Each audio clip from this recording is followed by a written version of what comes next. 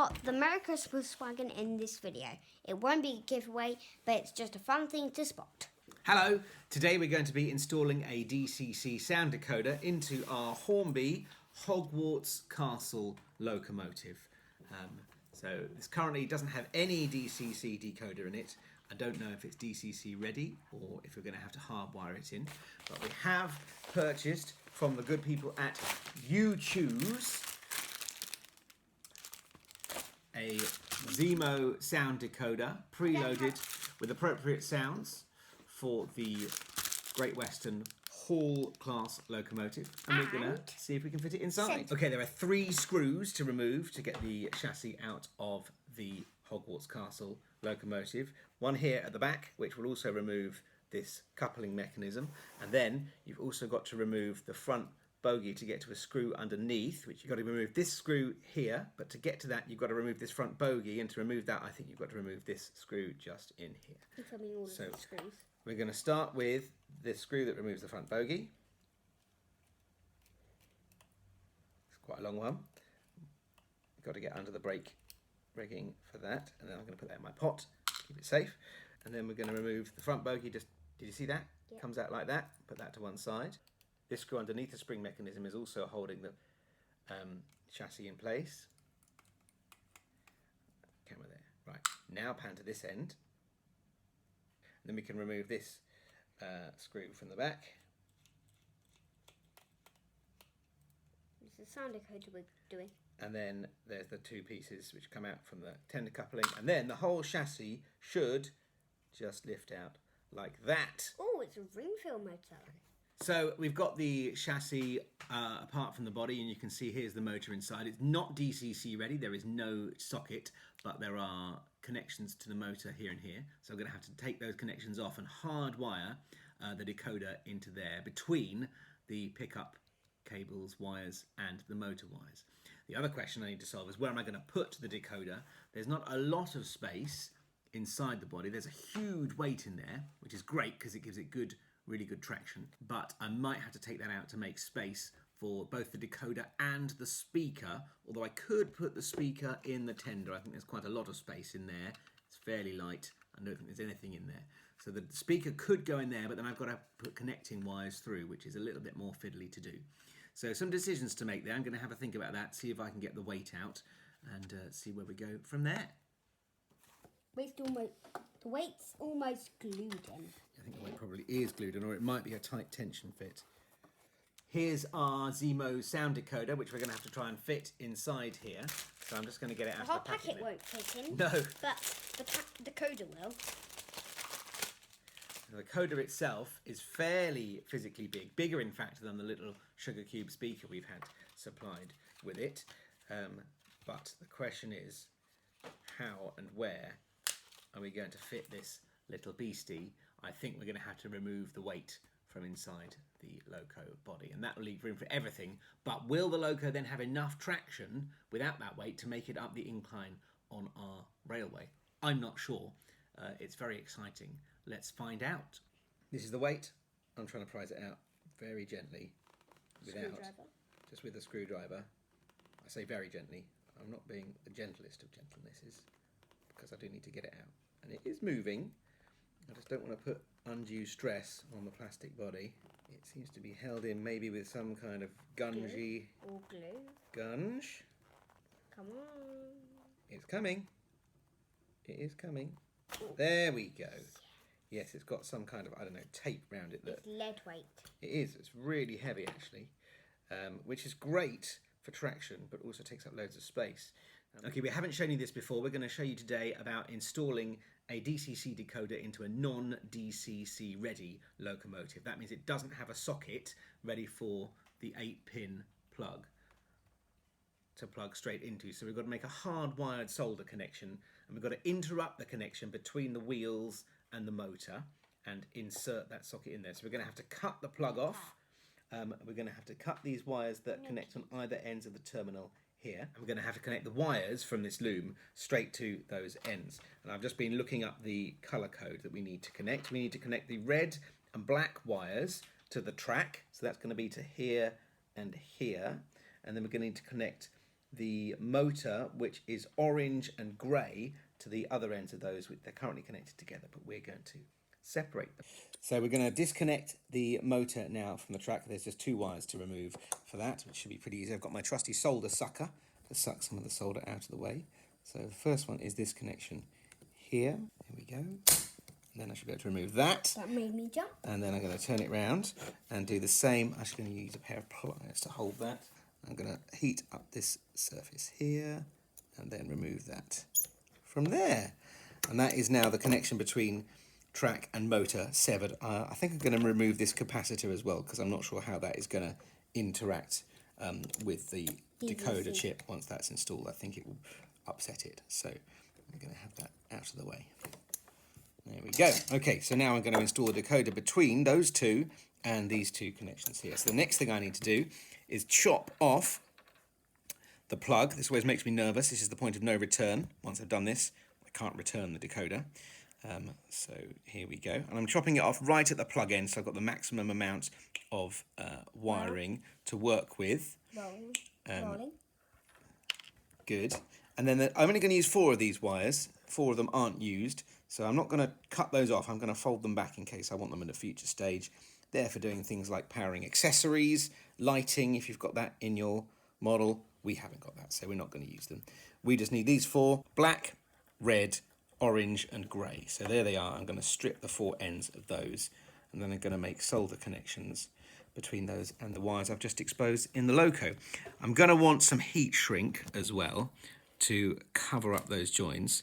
So I'm going to have to go and get that in a minute before I actually start the soldering itself, because the heat shrink needs to go on first, and you can slide it over the join once you've done it. Red, grey, orange. You can't expose the other ones because that would make black. a connection and short circuit it. It might, yes. Yeah, so I'm going to, once this is installed and working, I'm going to fix the other ones out of the way so they don't come into contact with anything. So I've got a tiny little bit of copper exposed on the end of each of those, just enough to make a very neat solder connection with the wires I'm going to connect them to. Now I'm going to go and get some heat shrink so that we can solder it all up. Here's some heat shrink. These are just little bits of rubber. They shrink when heated, hence the name. So I'm going to insert these over the wires before I make the solder connections, and then use them to cover up the joins and keep it all very neat and tidy. Once you've soldered everything, you then use a heat gun, slow pan round to here. Not for use by children. This is what you use to make it shrink. You can do it with a soldering iron as well, but I think the heat gun is a bit easier. So I'm just going to put a little bit of solder on these 2 ends just to keep them tidy and makes it easier to solder them into the connections I'm about to make. There we go. And then I'm going to insert those through the connection tabs on either end of the motor here.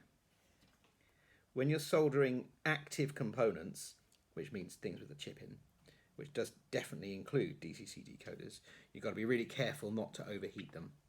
So it's important that you just put the soldering iron on for the very briefest of moments while you apply the solder, and then remove it quickly, because they can quite easily pop and then they don't work.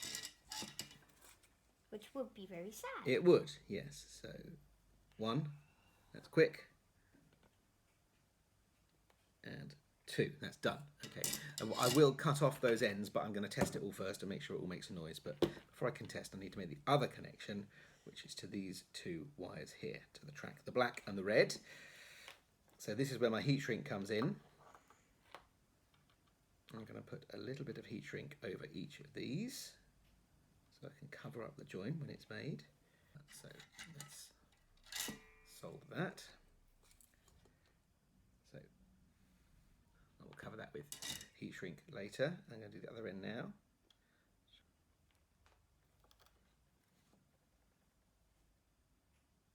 There we go. Heat shrink number 2 is on.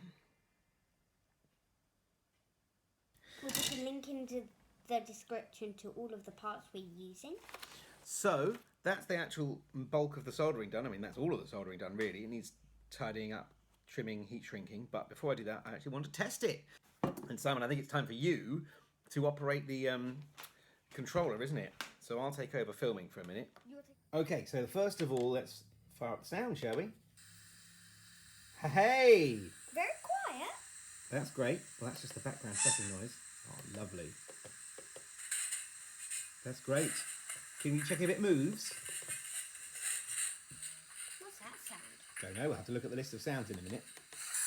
But we really need to see that the motor works, Simon. So turn the sound off a minute and just let it roll. There it goes. And stop. And back the other way.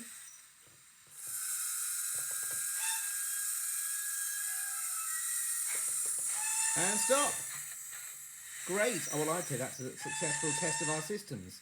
So now I'm going to tidy up the soldering, and then we're going to see how we're going to fit it all together inside.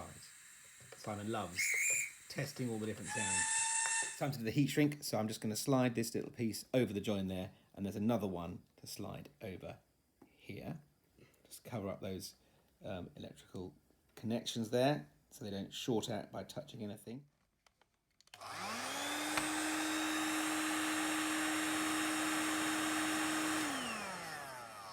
That's one.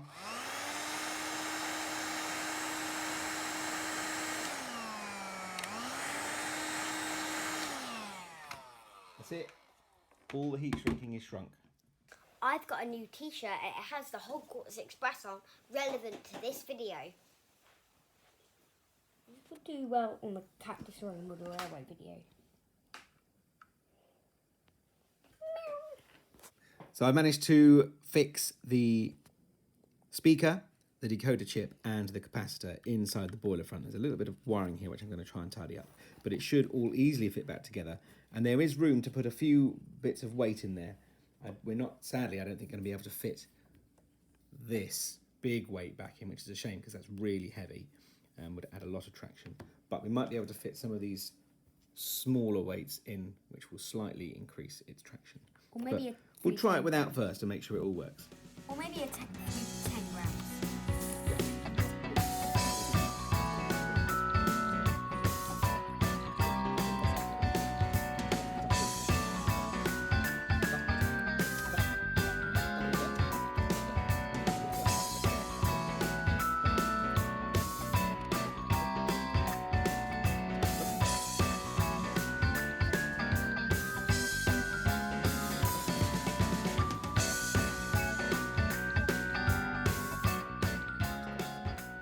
We've got the body back on with the chip and decoder and speaker and stuff inside.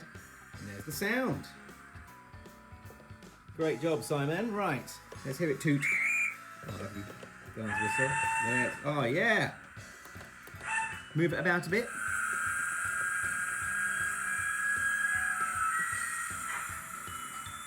Excellent. And the other way.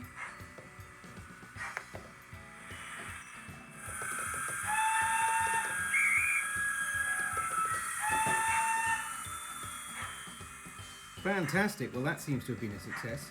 We need to glue the headboard back on the front, and then we're going to give it a bit of a run on the layout and see how it manages the incline without that weight inside. Okay, we're back in the shed. We've got the loco all back together. Simon, just test up a couple of the sounds. Give it a toot. Oh, yeah. And just move it a little bit each way. Oh, lovely. And back the other way.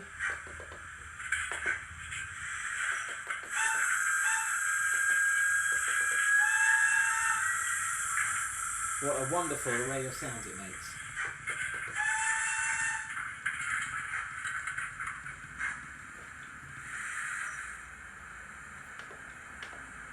Great. Okay, I think we should reprogram it to 5972 now. And then we'll send it for a run around the layout. We've connected the track to the programming track output on the back of the controller now. So to reprogram this loco, just to make sure it's the only one on that track, and then menu, loco, you've got to press enter, which is that direct, address read, change that to address write, press enter, and the number we need to type in is 5972. Simon, enter the number please. 972, and then press enter. And the red light flashes. And it makes a tick. And we hear the clicking sound. For some reason. And that's it writing the data to the decoder in the loco. And then when it finishes, It should be 5972. it should be reprogrammed. So now we need to reconnect it to the running track before we run it. We're connected back to the running track, so let's just see if it works now. 5972 selected, fire up sound. Yes, good. And just move it a little bit each way. Wonderful. Let's reconnect our track to the rest of our layout. We separated it so we wouldn't accidentally reprogram everything. And then we can give it a run.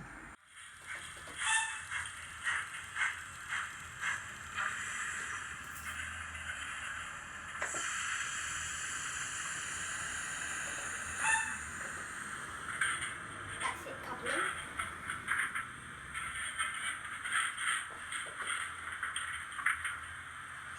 That's coupling. Yeah, let's watch it go.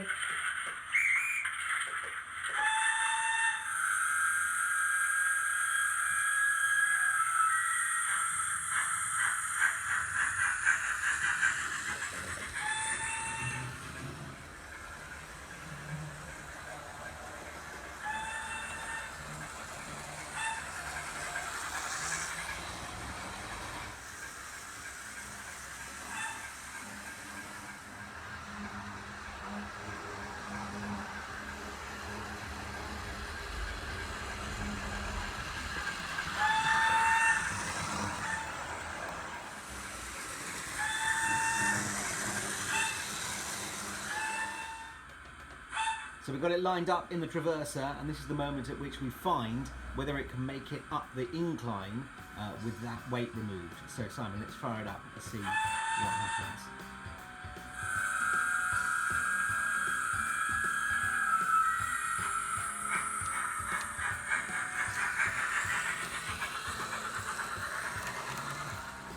Hey, it's looking good.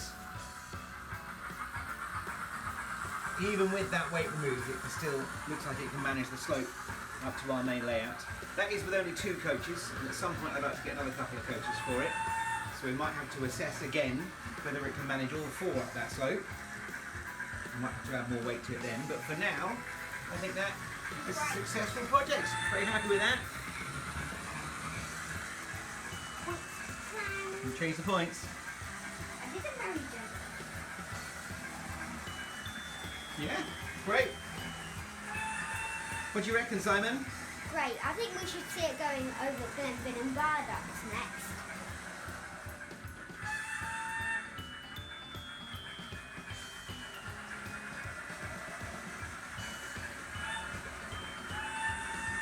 What do you reckon, Simon? Great. It doesn't get much better than that.